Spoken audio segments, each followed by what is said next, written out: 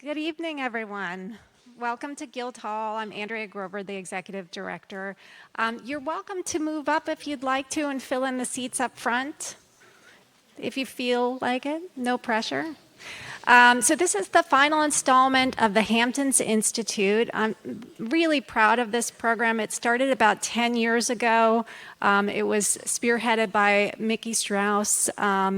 And it was a way to address contemporary issues that are facing both the local community and the national and even global community. And someone who was here a few weeks ago said, you know, this isn't the first time that Guildhall has used its space as a platform for these conversations. Apparently, we used to have candidate debates here. There was a series called Hot Topics. Does anyone remember that? Yes. Okay, someone said yes. I think it was in the 80s or the 90s, but it was a precursor to the Hamptons Institute. But we really were founded as a kind of town hall for the arts, where these kinds of conversations were very much at home. And the idea is that you walk away with some inspiration to be activated, to take part in your civic community and beyond. So the first program we had of this series this summer was Youth Activism Could Save the Planet. How many people were here for that? Okay. And we have another youth activist on stage tonight, and I actually think that they're really the key to change, because I've sat through so many climate panels and I haven't really made any big changes. But after the one that was 3 weeks ago, I called up a solar company. We're going to be converting to solar at my house, going to be converting to electric cars, and I'm also organizing a jitney to New York for the climate protest on September 20th, and I'm sponsoring youth to go with me. So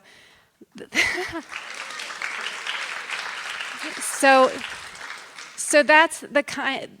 I was inspired by the program right here at Guildhall, and I hope that you tell me your story of what you take away from these events. So I really want to thank our sponsors. Our lead sponsors for the Hamptons Institute are the Hayden Family Foundation, Susan and Stephen Jacobson, Joyce Menschel, Alice Netter, and Layla Strauss, with additional support from Carol Liebenson and Citarella. Citarella does a reception after all of these events. Ours will be indoors today, just at the other end of the building. I also want to thank Judith Hope, Gordian Rocky, Linda James, and Minerva Perez, who were sort of like the special ops on putting together this particular program on the future of women in leadership. And Tracy Marshall, who has put together the series, as well as Sheraton Kalouria, who has advised us. I think this is going to be an exceptional panel. We have a powerhouse group of women here. We have seen the numbers of women being elected rise steeply from 2018 to 2019, where it was like around 3% in Congress in the 70s, and now we're up to 23.7%. In 2019, not good enough, but we're getting there. So please, I hope you enjoy the program. Think of questions along the way. We always do a Q&A right afterwards. Thank you.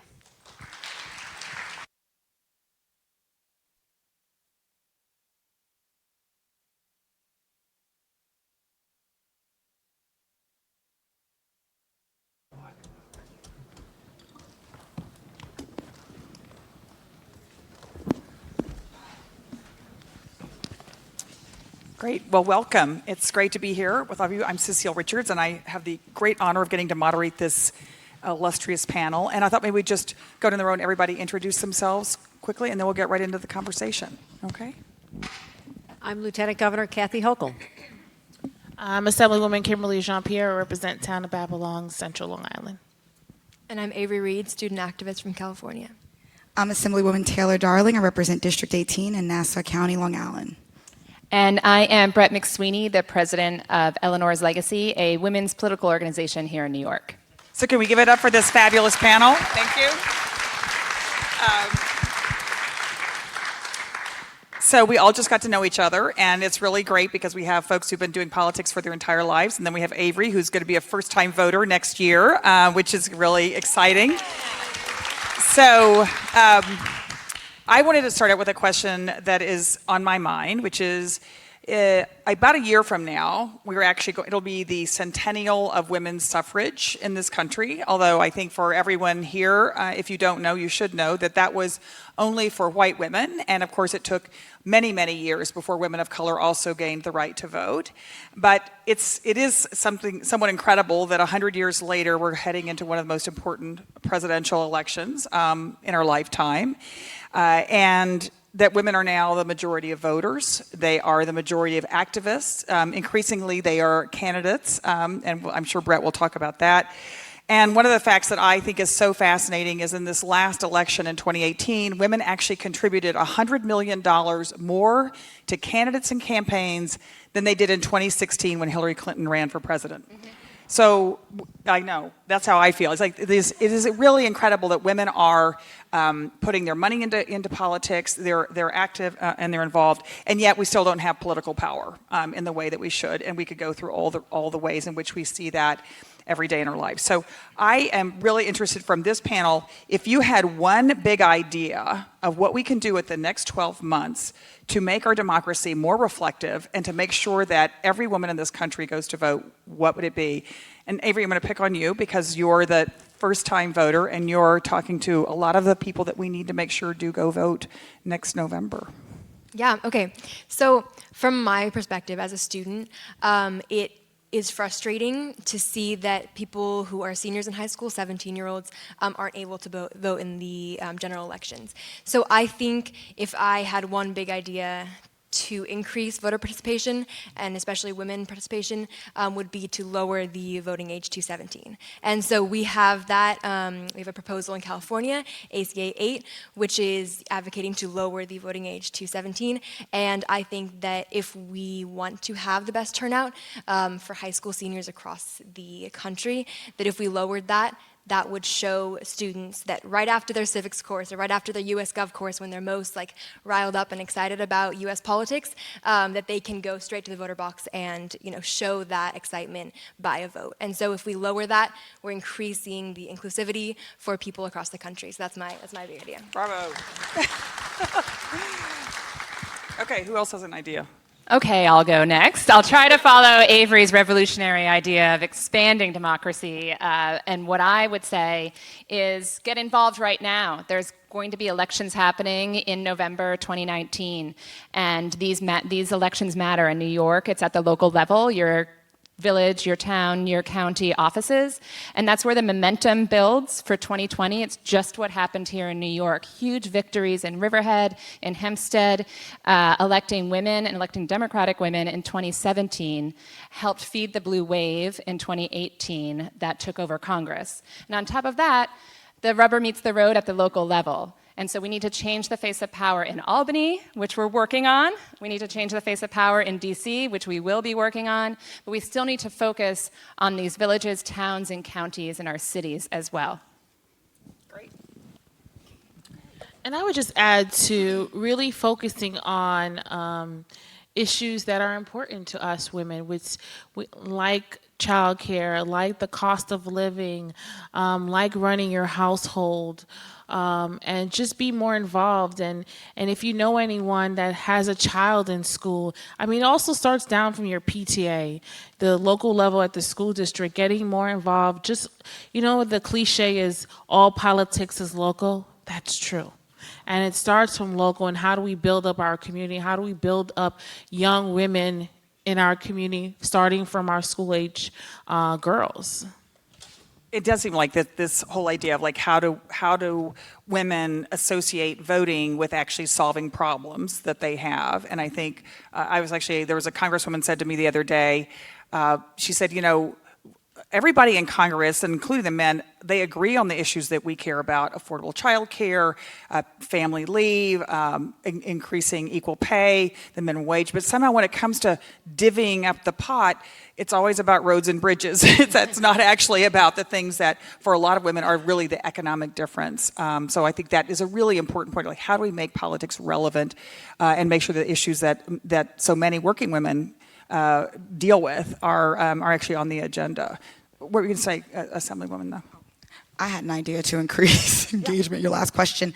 I just got this idea with Avery and her grandmother. I was in the back, and I heard somewhere that the biggest issues we have in our community is that intergenerational breakdown. Like, we're not speaking to each other anymore. We're not sharing stories anymore. So, you know, we hear women's suffrage, we hear civil rights, and we have people who are here who can share those experiences that we love, our grandmothers, our bubbies, everybody, you know, and we're not tapping into that resource. So I think a PSA with some intergenerational conversations would be really fun, so that people could actually, you know, understand the humane part of government and what happens when we don't pay attention and we don't get involved, or we weren't able to get involved. So I think a PSA like that would be really, really effective.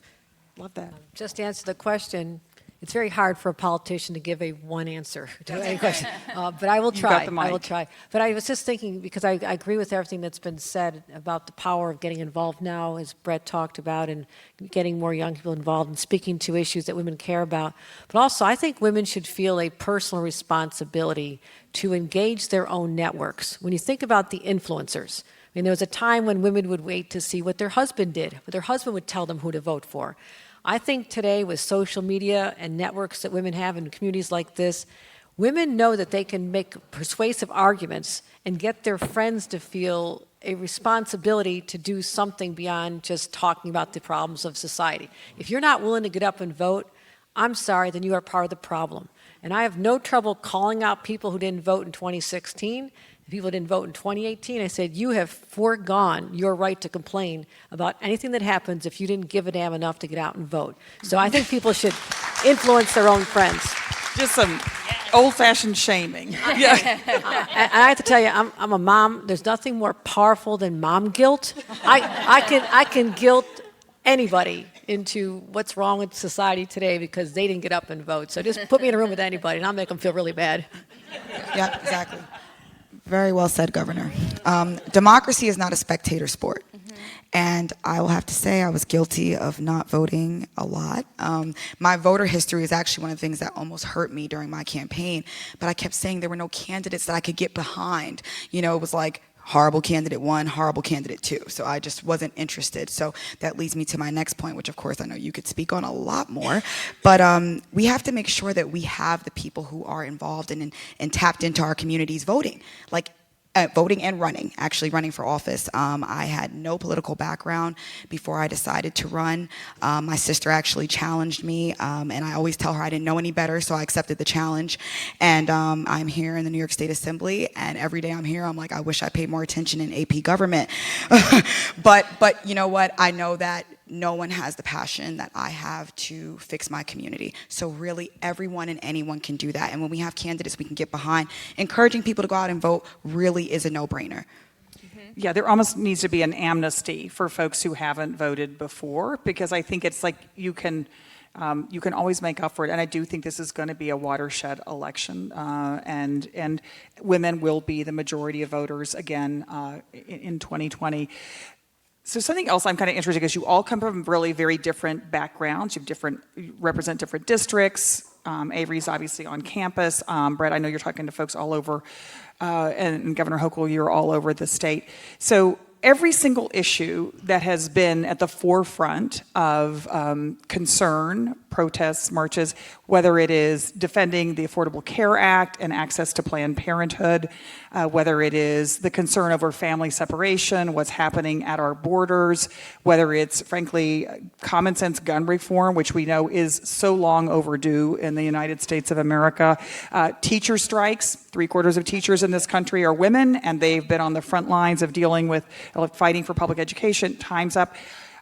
All of these issues have really been issues where women have been taking the lead.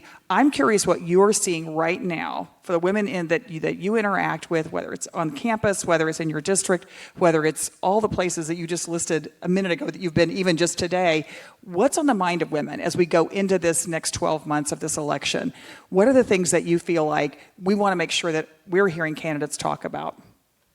I do hear far more about gun safety than I had in the previous years, and I think Thank goodness. I think That's we good. hit a point. We hit a point where saying we couldn't get it done after Sandy Hook, and if you live in New York State, you know that we have the most aggressive gun safety laws in the nation, and the governor stepped up and really force to, sheer will, really made this happen with the support of the legislature, and we've been a role model for other states. But shame on Congress in that window of opportunity when it turns out when you survey NRA members, and the majority of them supported background checks, and we couldn't get that done after children were slaughtered in their classroom.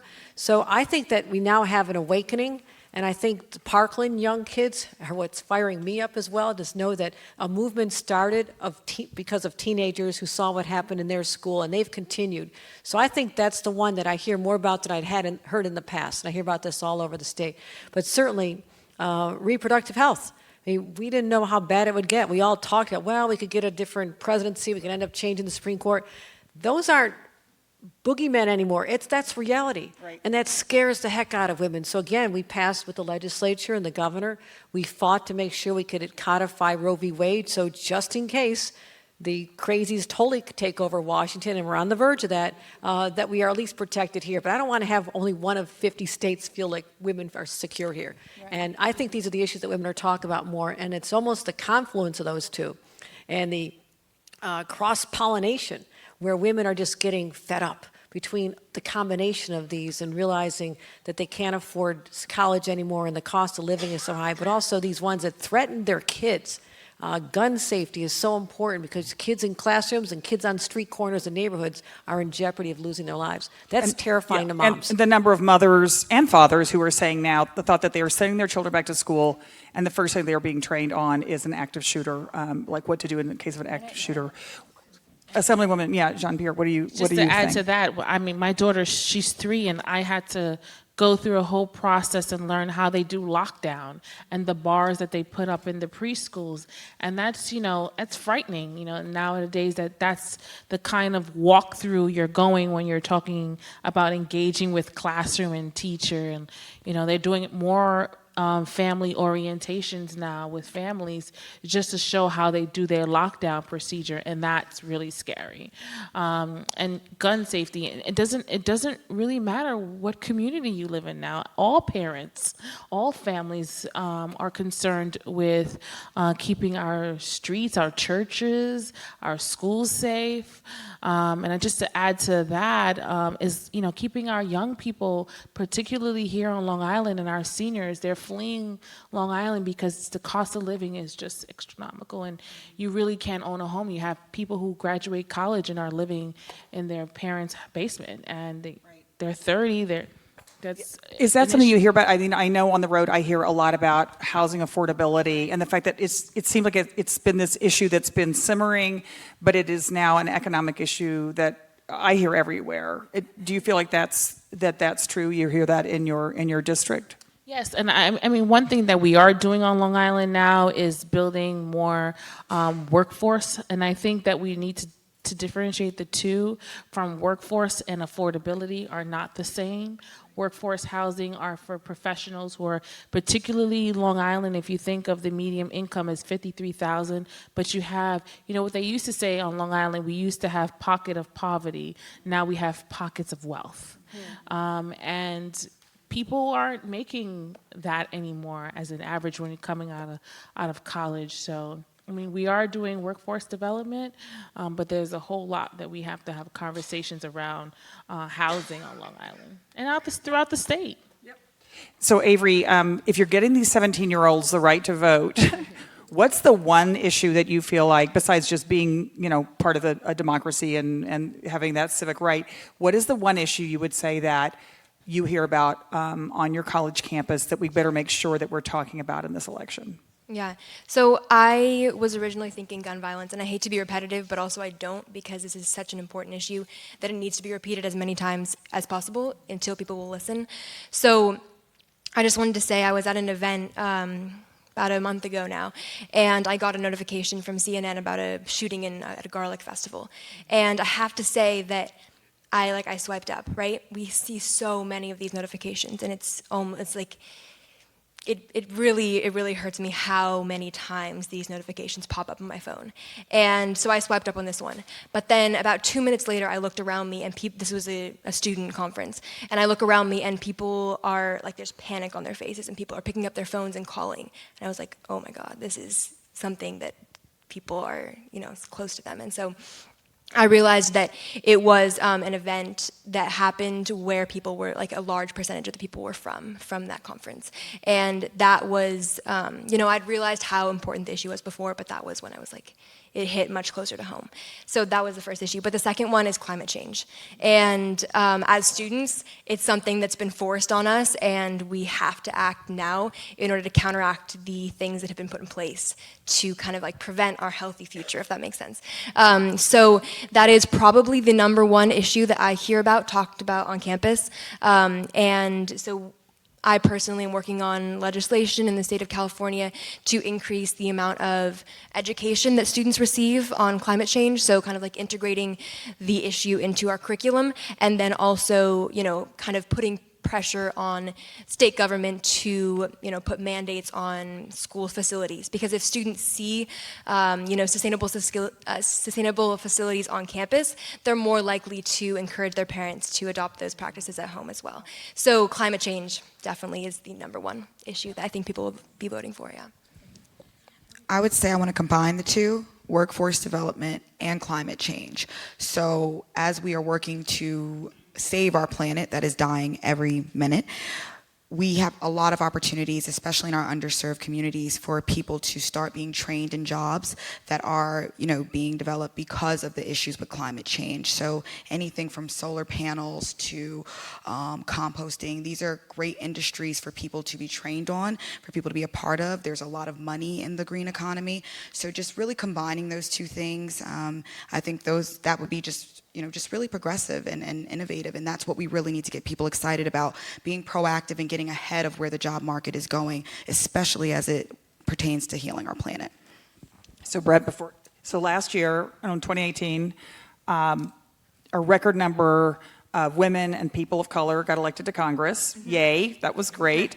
And a lot of folks ran on healthcare affordability, and increasingly that continues to come up as the number one issue, particularly for women voters. What do you think? You're going to be training all these folks who are going to run for office and get elected. Right. What are you saying to them, and what do you feel like what's on top of their mind? What I think, so at Eleanor's Legacy, we work at the state and local level, and really what's top of mind is this sort of general quality of life and passion for service, and feeling as though we are sending our best to Albany, we are sending our best to the county legislature, we're sending our best to the town of Babylon, because there is this sort of unknown, right? There's definitely the conversation that happens in New York and in Albany about gun safety, about paid family leave and paid sick leave, which we've introduced in New York, and how to expand that, and how to have our congressional delegation bring that to DC. There's a lot of interesting and innovative legislation that's been happening in Albany, but they want to feel, and I think the women we talk to who are interested in running for office are just tired of turning on the TV, turning on the radio, and hearing bad news, right? And feeling let down by leadership. And they feel as though it's their time, and that they can get in there, that it's not a spectator sport, that they have the qualities to stand up and be interesting and innovative and progressive, whatever the day may bring, right? Whatever crisis might arise or whatever opportunity might arise, they'll find that silver lining and they want to push forward, whether it is in their town or their county, Albany, or something greater. It's this sort of X-quality, this sort of like this feeling like that our government is ours and that we are sending people who can speak for us and will look after our best interests. It's sort of harder to define than a specific issue, aside from the ones certainly that have all been talked about. Yeah.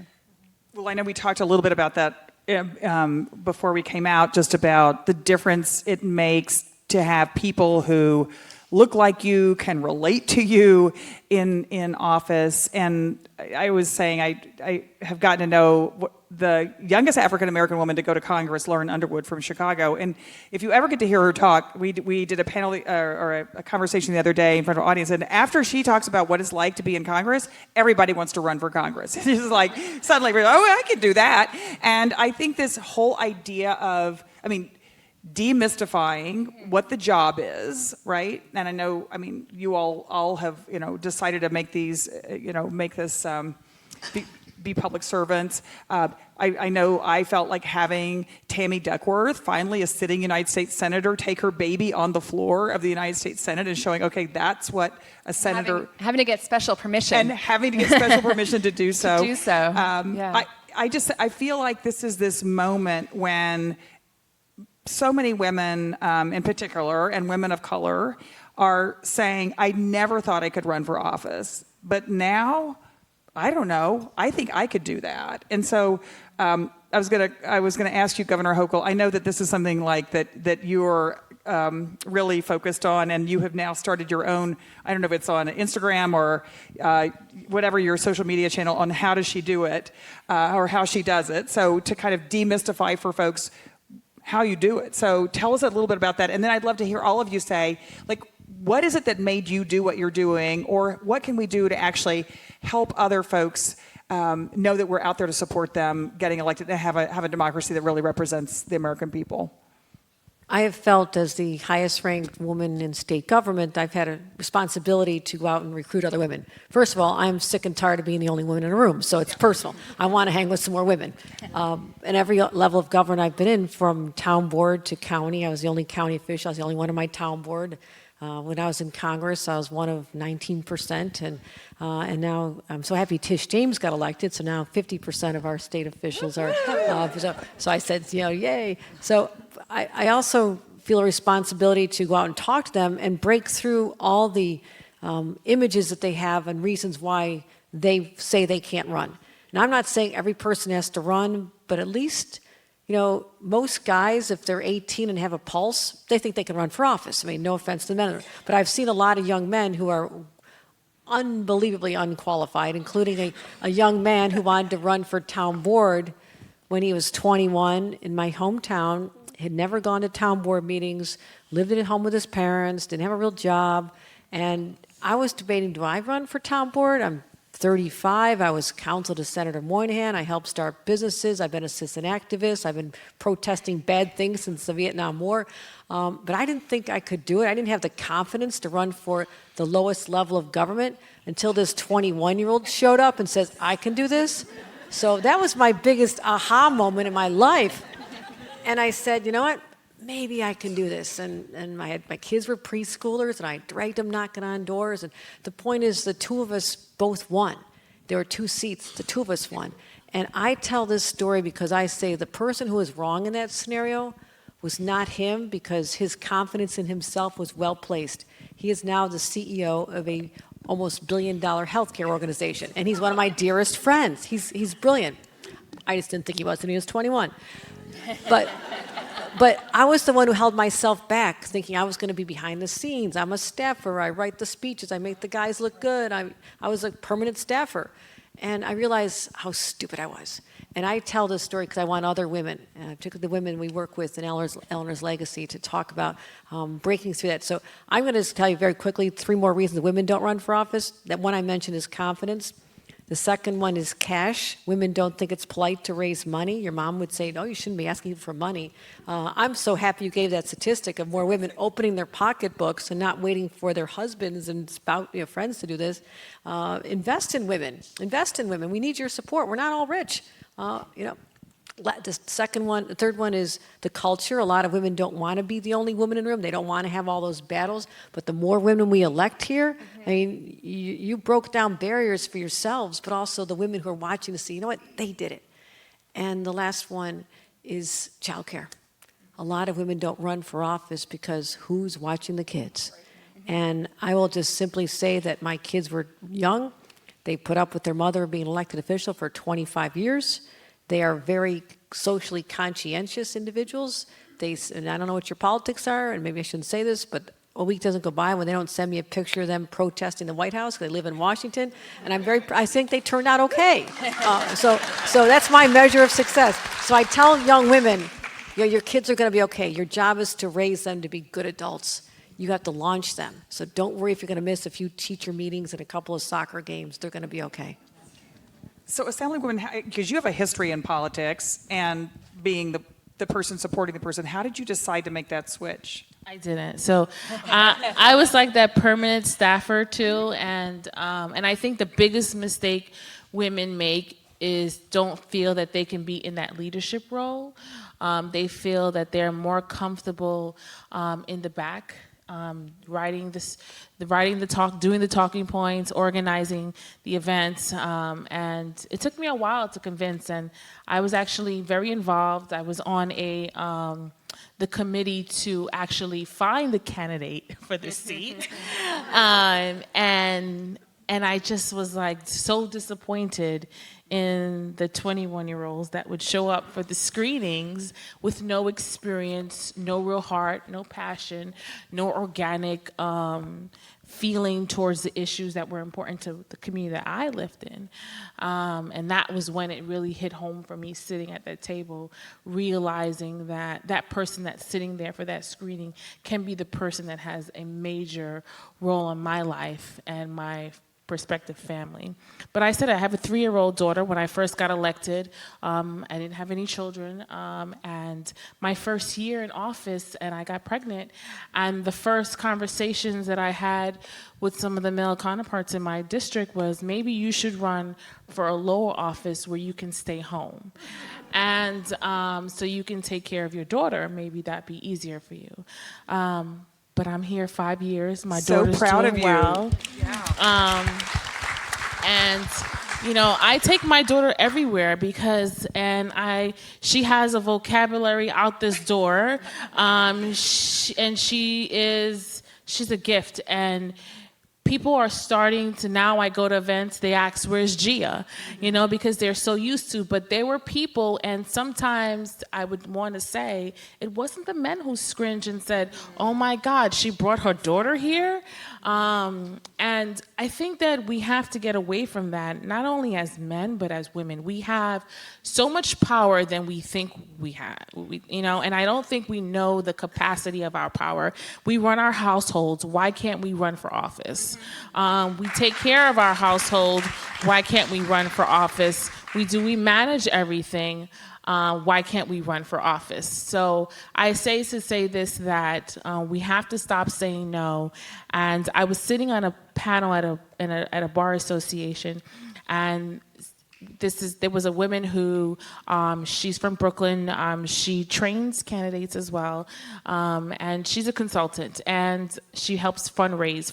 And she said women would say, I don't really get into politics. And the question is, what is politics for you? When we Brette talked about quality of life, is your park being clean important to you? Is the road that you drive down, is that important to you? Is your school district, is that important to you? Your community being safe, is that important to you? That's all politics.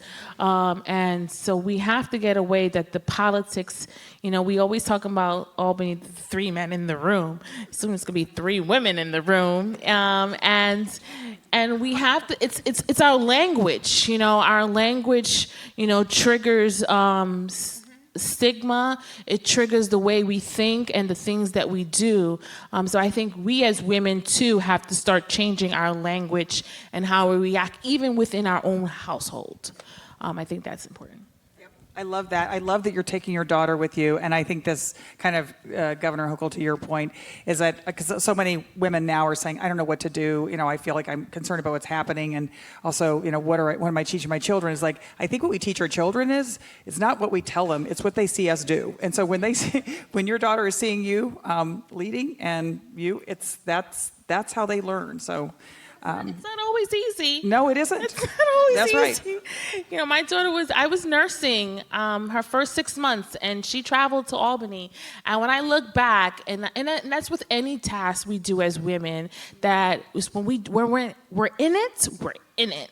We just keep going. It's when we're reflecting, we're like, whoa, how did I do that? How did I travel up every Sunday night with a playpen and everything? And for me, I could do it because, too, I have support, family support. But what about the woman who doesn't have the grandma, the auntie? I know I could leave my home and I don't have to worry about anything because I have a great, great dad and a great family support system. But not every woman has that. So we have to pave the way and open the door and say, listen, it's not going to be easy, but you can do it. Mm-hmm. Absolutely.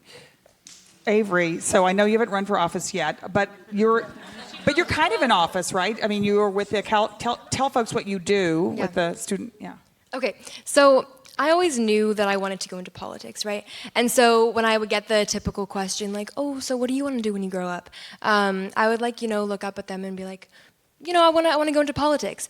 And they would look down at me. It was usually, maybe like somebody older, and they would kind of say like, "Oh, it's a nasty, nasty world. Are you sure?" And I would look back and be like, "Mm-hmm." And so I think that that kind of symbolizes what it's like for a lot of young women, a lot of young girls, is we see the media a lot, and what's broadcasted in the media specifically recently is a lot of sexual assault cases.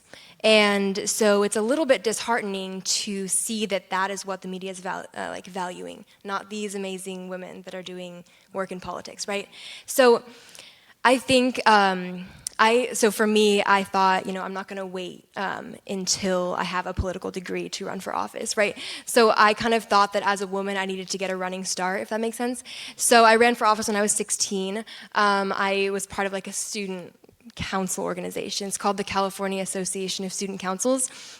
And I was Region 3 president, right? So I represented several counties in Northern California on a state student board. And then I did that for a year, and then I ran for state president, and that's the position I hold now. And I think that throughout that process, it was really important that I found role models, women role models in politics to follow. And for me, one of those was Kamala Harris. And so, she was district attorney, general attorney, and now running for president. And so I think that it's very important for young women, especially those who do want to go into politics, to see those people and see the ones that are succeeding and thriving, and to know that, yes, the media is focusing on that because that's what they think people want to see, or that's what is going to get them the most attention, but that's not what's most important. And I think that, yes, honor everybody's story, but just know that there is room to succeed, right? And so I haven't run for office yet, I don't know, but I will continue the work that I'm doing so far. And somewhere in the audience, your grandmother is weeping with pride. So go Avery for president. So how'd you do it? Well, I came from a corporate setting. I'm a psychologist by degree, and I decided that I wanted to support high net worth executives and just increase efficiency in their life and make them a lot more money because they didn't have enough. So, so eventually my sister looked around at our community and she goes, "This community really sucks." She's like, you get paid to fix things. She's like, "Come fix this community." And I was in a space where I was being abused at work. I had to secure a performance coach. We were in marriage counseling, my client and I. We were not married though. And we were just trying to make things work, and he was my polar opposite. He's Caucasian, he's 6'2", and he was an avid supporter of our president. And I remember when I made the decision to run, as soon as my sister asked, it just felt right. And I went to him and I said, I'm going to run for office, but I want you to know that, I have my personal assistant here and she's trained to support you. And he said, "Why are you running for office? You don't know anything about politics." Now, he didn't even know I had children, so he didn't really know much about me, and nor did he care, which is fine. But I said to him, "Well, our president may not know that much about politics." He's like, "Yeah, but he's a businessman." And I said, "And so am I. I run your businesses." So he said, "I'll give you my blessings." I was promptly fired the next day. And I don't know if you know how expensive it is to run a campaign against a 30-year incumbent, but let's just say it's upwards of $150,000. And I had none of that, especially losing my job. And I have to say I would do it again in a heartbeat, because that situation proved that there's always going to be a need for people who care. That's what it's about. People who care. And I think Rachel Maddow said it best. It's not red, it's not blue. It's who cares and who does not care. And one thing that that position taught me was that if I could run 11 businesses for someone, I can definitely run for office. So that is how I did it. My sister and my client. Yeah, thank you. So Brett, you can say whatever you want to do, but also I just want to make sure that, because this is such a great example of the women that are out there that need our support. So in addition to whatever else you want to say, I think it would be great to tell people here what they can do to actually help more women of color, run for office, get elected to office, and then support them when they're there. That's a tee up, right? Do you mean become a member of Eleanor's Legacy, the only statewide organization recruiting, training, and funding Democratic women to local office? Because I would be happy to talk to anybody who would like to become a member of Eleanor's Legacy after this. She's not here this evening, but perhaps a few of you here know Judith Hope, who is the founder of Eleanor's Legacy, and she was the first woman elected town supervisor on all of Long Island in 1975 when she was elected town supervisor of East Hampton Town. And we were at an event yesterday, because it's the season out here on the East End to find yourself at an event. And it was for Eleanor's Legacy. We were in Southampton. We were joined by the governor. And I shared with everyone yesterday that at Eleanor's Legacy, we run a campaign grant program. So when a woman runs for office, she asks us for our endorsement and grant, sort of an investment in her campaign. And 191 women across New York State, including many here in Suffolk County, have applied this year for Eleanor's Legacy campaign grant. So again, these are women running for town council, county legislature, town supervisor. They represent about 20, 25, if not a few more attorneys, to be expected, right? About 20 teachers, educators, professors. Business people, the sort of the regular gamut of the people here running. But here's the changing face of it. They also include 3 farmers, an epidemiologist, and 1 beekeeper. I know. So these are women across New York who are sick and tired of being sick and tired, as Fannie Lou Hamer famously said, right?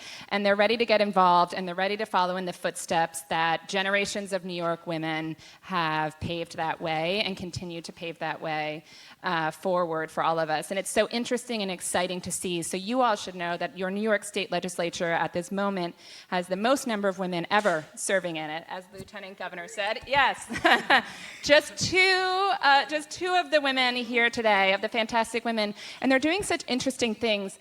Kimberly Jean-Pierre, the Assembly member, you mentioned the challenge of being a nursing mother and being on the road. Your job is half in Babylon and half in Albany. But what you didn't share is that you were recently at the unveiling. You were recently at the unveiling, and fill in the blanks if I missed them, of an on-the-go. And hold your mic up. So I took a tour, and that's one of the things we get to do as a legislator. And when you have the personal experiences, you could put the personal touches.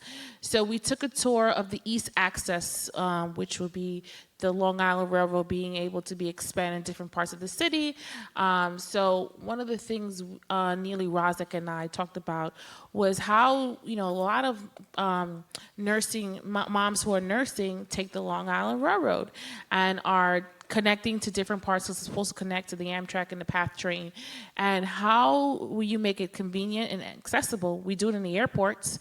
We're starting to do it in the airports, where we have a safe and a more private place where moms can breastfeed their babies. So we just unveiled at Penn Station. There is a nursing booth at Penn Station in the waiting area because of my tour with Neely Rozek. Yeah.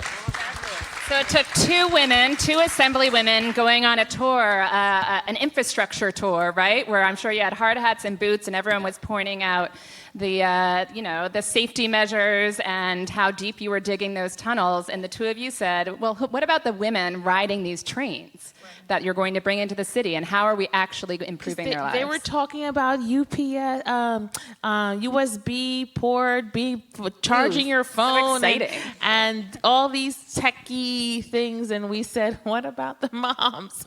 And so it'll be the first of many. So the East Access Tour obviously is not complete yet, but they started, and they are showing their sincere, and that here it goes again, the organic approach towards people. So, and what people feel and what people care and what they need to be comfortable in this state.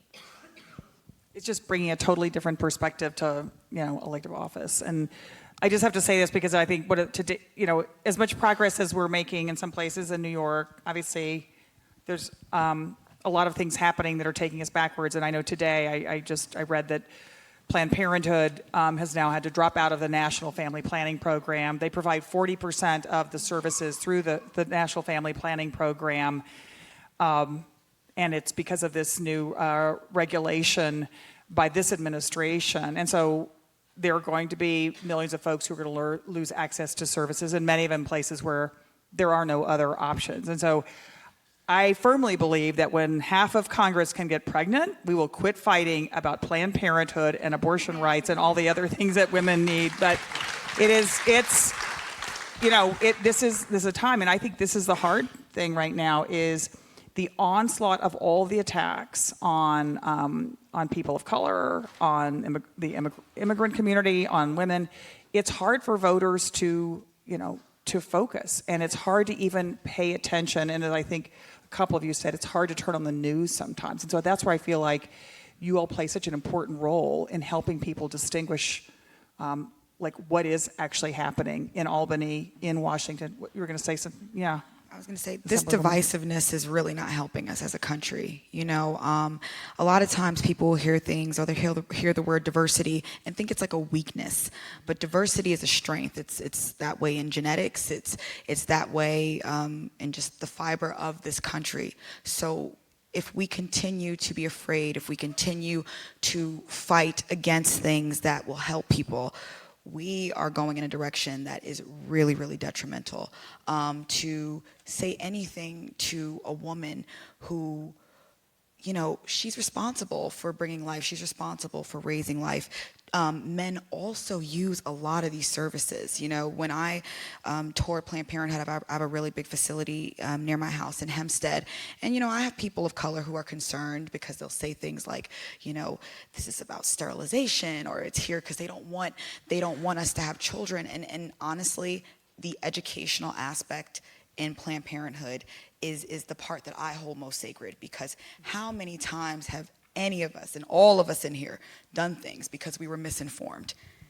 And when we're dealing with our bodies, when we're dealing with each other, when we're dealing with epidemics, when we're dealing with these things, to not have a place to go to gain the right information in a safe space. I had no idea how many men utilize Planned Parenthood services. So we really need to be very careful about what we're fighting for, especially before we have these conversations, to have a great understanding of a lot of the things that are offered. I just honestly feel like someone is pushing this divisiveness. And when you hear a bunch of screaming, you really want to know why. Who is at the root of that? So I thought what we'd do is, actually, we've got some folks in the audience, and maybe see if some people, you're such an amazing group of women. I thought we'd just see if there a couple of folks want to ask questions. So, great. Oh, there's somebody right there actually wants to ask a question. So introduce you. I think we're going to bring you a mic, and yeah. Mark Hessler, obviously not a woman. Hi, Mark. But I'm behind you. Right. Dragging me here. You've talked exclusively about putting women in positions of power, and that will change how the world perceives women, but you've completely ignored how do you deal with men and their perception of women, okay? Which is equally as important. So Congress doesn't have to be 51% women to have women's issues appreciated and understood.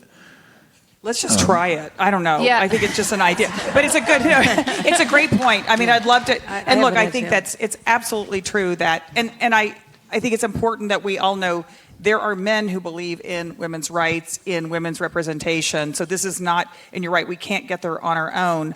I will say personally, it's exciting to have 6 women running for president of the United States, showing that, and they're all very different. They have different points of view, and I'm thrilled that Kamala Harris is talking about teacher pay, and Elizabeth Warren is talking about every economic issue, and Kirsten Gillibrand, our own senator, talking about reproductive health care access.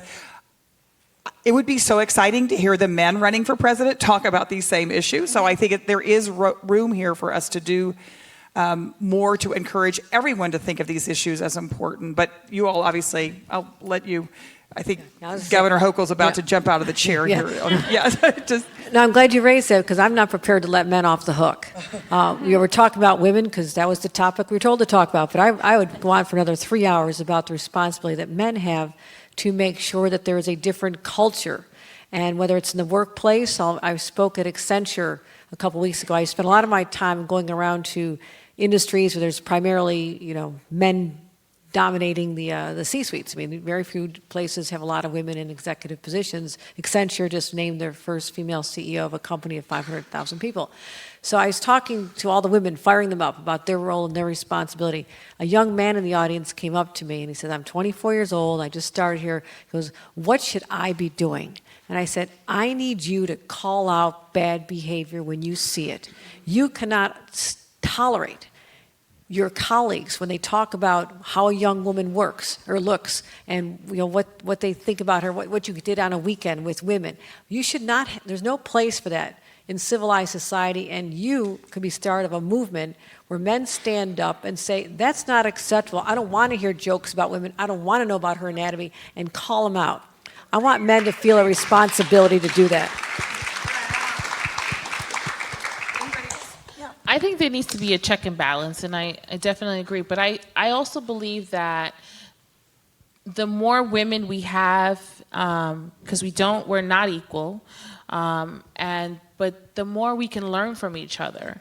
And I think, when we talk about diversity, Taylor just mentioned, is that we learn from each other. And I think that the reason why you have some of these candidates, male candidates, not running on these issues is because they perceive it as a women's issue.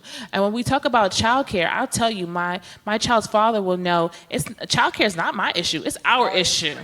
And when we talk about childcare and we talk about economic development, we should be talking about childcare. We should be talking about, because we tend to separate the issues as certain issues being women issues and the hardcore work is the male issue. But we should learn from each other, and I think it should be a check and balance where we can grow together and learn from each other.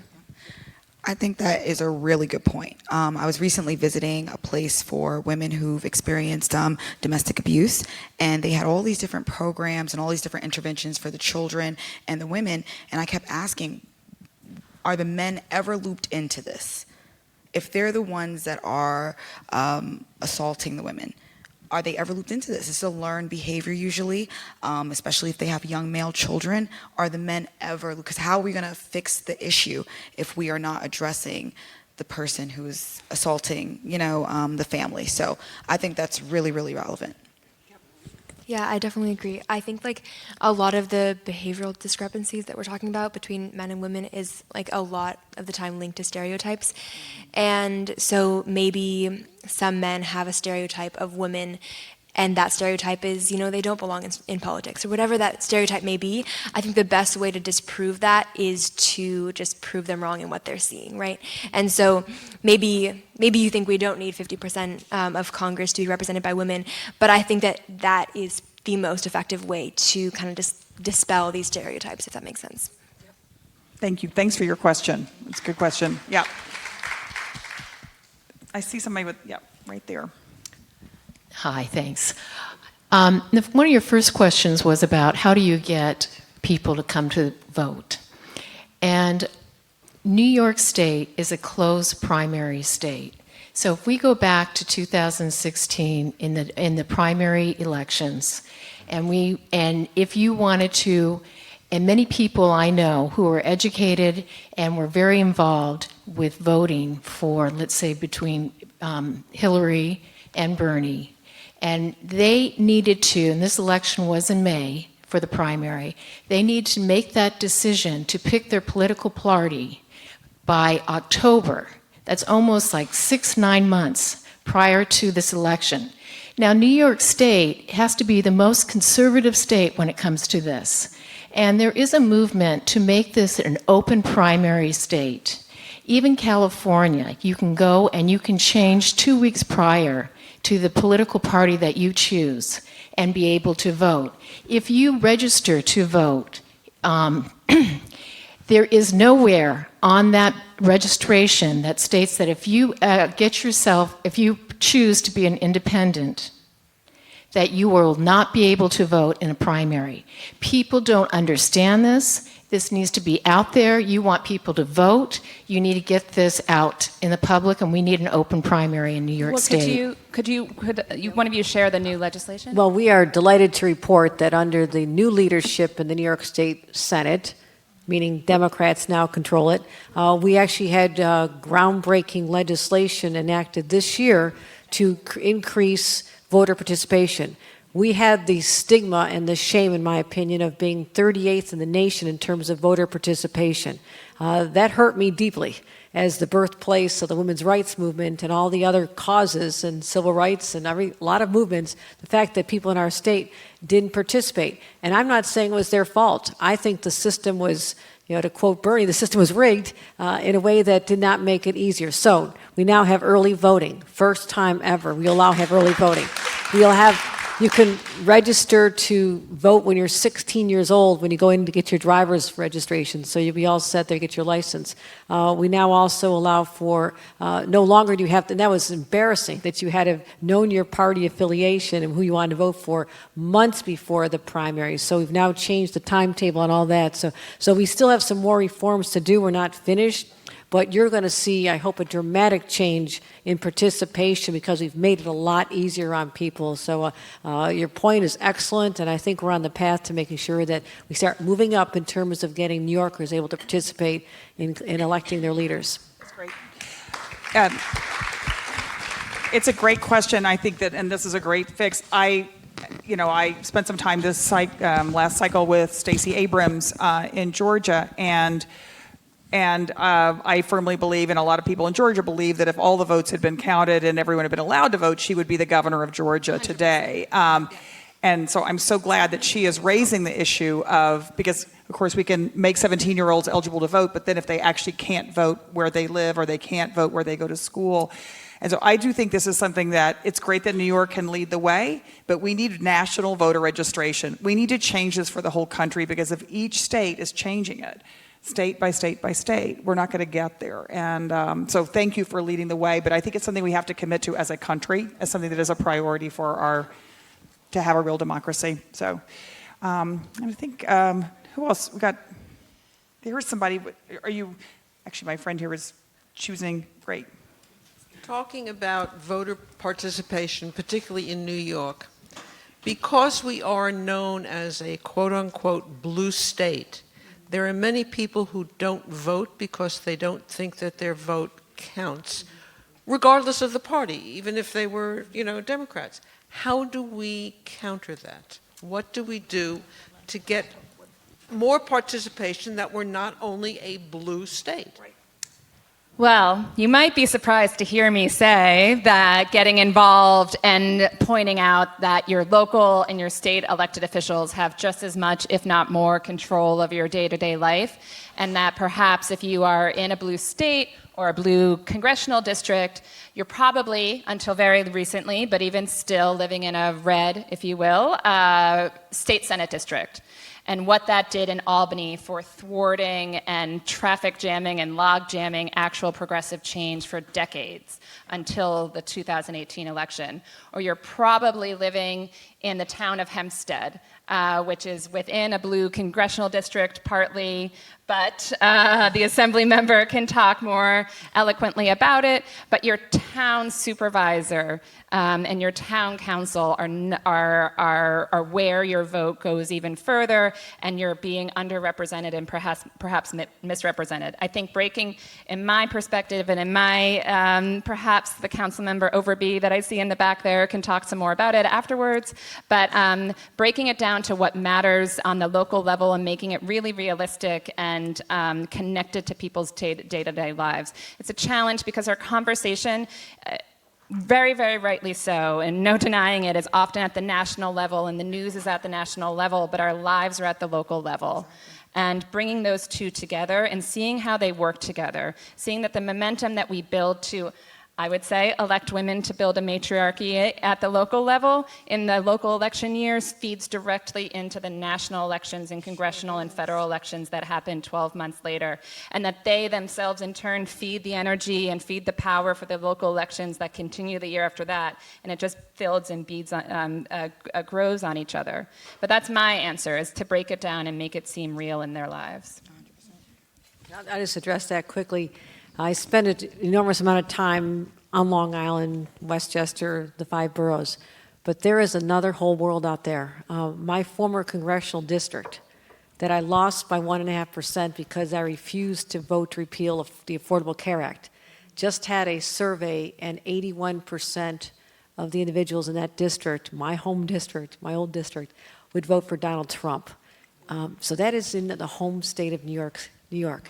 So I think Brett hit it right on the head. When you're voting for president, you also are voting for your assembly member, your senator, your member of Congress, and possibly a U.S. senator. So if your framework is my vote doesn't matter, you are wrong. And you need to help get that word out to people who may not understand that you're not just voting for one election, you're also trying to make sure that there's more Democrats in Congress. So in my opinion, we can continue to have someone known as Speaker Nancy Pelosi, who's out there, holding the tides back against insanity in our nation's capital. And my God, we've got to keep Democratic control there. Same thing with our Senate. All the accomplishments we've been able to talk about. And we can do another whole session on how extraordinary this year has been to protect reproductive health and transgender rights and countless others. That can go away like this. If we didn't have the Long Island 6 elected during the last election, we're back to where we were just a few months ago, a year ago. So I think that's important. It's not just presidential you're voting for. There's a lot of down ballot races that are the difference of life and death. They truly are. And I think the exciting thing is now people are competing in those races. And I think with 40,000 women who've raised their hand to say they want to run for office, it means you can't let any office be uncontested. And that is really how we build a farm team. So, absolutely. Maybe we have time for like 1 or 2 more questions. Anybody? I saw someone back there. Hi. Hi. I recently ran for a local office and was lucky enough to win. But Thank you. Let's give it up. Thank you.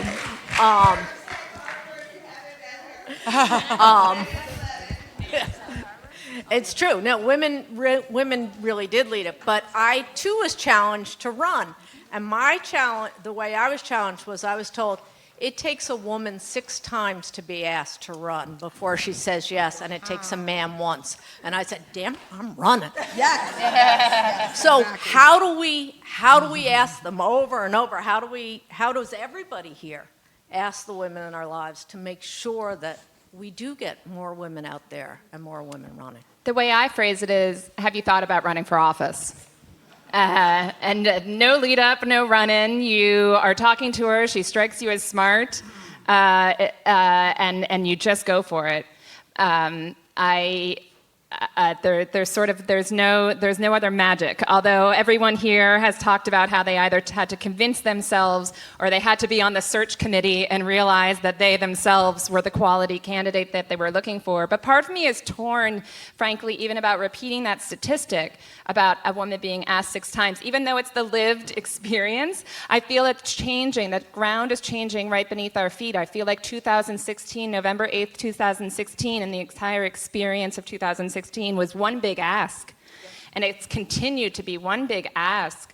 Our country, and I'll even grant my sisters on the other side of the aisle the grace to say our country is crying for us to step forward.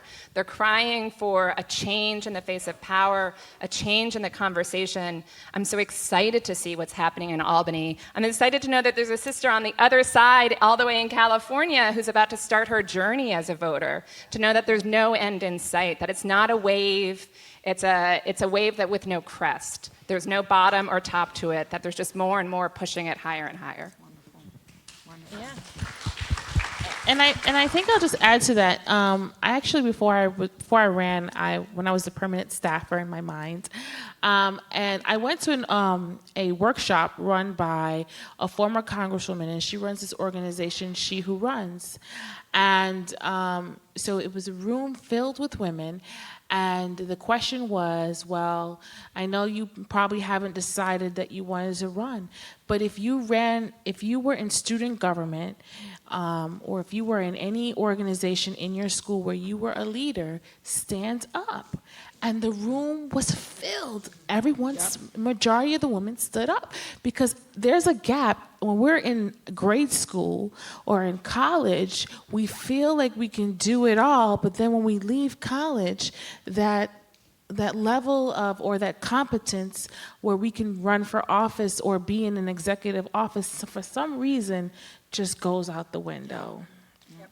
And we have to figure out what's the cause of that. But don't you find, and I mean, I feel it right now, I'm just like so excited, some of you I didn't know before, the joy that women are taking in the success of their sisters and other women is palpable. And I do think part of this is, I don't think people do things just because they should do them. They also do things because they believe this is actually going to be a joyful thing. And I love the spirit that you're bringing to elective office. Yep. So I definitely want to say, Kimberly Jean-Pierre is a gift. Every time I think I just won the election. Haitian sensation, definitely.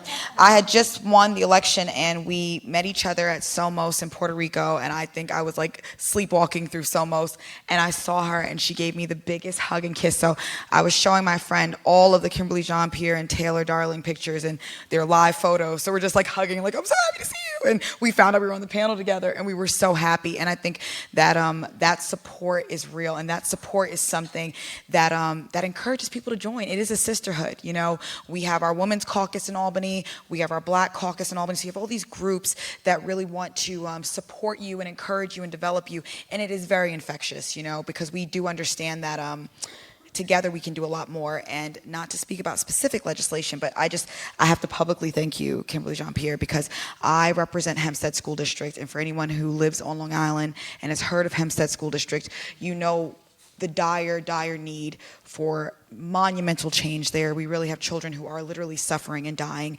right here in our own backyard. And I had spoken to Kimberly in conference, and I said, I don't think this legislation is going to go through. It was a day before the last day of session. And she looked at me and she said, okay. And she said, well, I'm trying to do something with Wine Dance as well, because they're suffering and we're having financial issues. And I had kind of like maybe given up a little bit, and I was exhausted. So I went back to my hotel room, and the speaker's people called me, and they were like, the speaker needs to see you. So I quickly threw something on, and I was like, okay, what's going on? What'd I do? And he goes, are you trying to like fake pass legislation right now? And I knew I only spoke to one person about that particular legislation. And you know what? Because of Kimberly and that sisterhood and her willingness to speak up for both school districts, we were able to pass legislation unanimously in the assembly, and hopefully the governor signs it. But it was just something where I just said in the 11th hour, just that sisterhood right there. You know, had she not mentioned it, this would have been something I'm dealing with. There are 150 people that are speakers, or 149 that he's responsible for. So there are a lot of issues, but our issues, our education, that is the most important thing. I think that's why it's one of the largest parts of our budget. And to just have someone advocating for you on the inside is really huge. I just want to thank you so much for that. The children at Hempstead and Wine Dance. Well, I'd also say that I think what you're hearing is, these are not one-offs. This is how it is when women are elective office. There's none of that competitiveness, and there's only so many spaces in the corridors of power, one seat at the table, and I want to make sure if she gets it, I won't get it. Yeah. There's none of that, because women truly do know what each other had to go through to get where they are. Yeah. They know the sacrifices, and they thrive on the passion of each other. I love listening to them. Yeah. And I'm the president of the Senate. When we had a new wave of young women elected to the Senate, I feel like, they're like my daughter's age. I'm like okay, now I got to tell you what to do now. And I take them out and I'm kind of counseling them. And here's how I'd give a speech. I said, you did pretty good, but don't read your notes. I try to help people, and I give them comments on their speeches on the floor. And you mentioned my hashtag, how she does it. You know, people want to know how I do different things, and some of it's lighthearted, some of it's pretty serious, how you deal with criticism, everybody commenting on your looks and your clothes, and oh my God, I didn't know you're so short, and all these comments, like, yeah, okay, I'm a little vertically challenged, deal with it. But I just think I want to just tell my stories just to say, I'm no different than any of you. You know, my parents used to live in a trailer park, and my dad worked at the steel plant. I mean, we all come from different stories, but no one has a monopoly on passion. I mean, there's no one more passionate than the women we have running for office. And I always give my hat off to Judith, Hope, and Brette for giving people the tools they need. But Mayor, congratulations on your election. Yeah. I don't ever want to hear again it takes that long to get a woman to run for office, because I find that offensive. It's like we're sitting around like Cinderella, like, oh, please, please come to me and give me this little slipper and ask me to be your princess. Forget that crap. I mean, women just should know, like, in your heart, you're better than somebody else, okay? Who but you should get out there and save the community for your kids and eventually save the planet? That's the passion that women have, and we need to harness that and let them know that we've broken down the barriers, and we're going to help the sisters break down even more. Awesome. All right. Well, please thank this amazing panel of leaders. You're incredible. Give it up for them. Thank you so much to our panel and to everybody for coming out tonight and also supporting the series over the last 3 weeks. It's really been tremendous. And we will continue the discussion right next door. If you'd like to join us for a glass of wine or some water and snacks, please join us. Thanks so much. Thank you so much.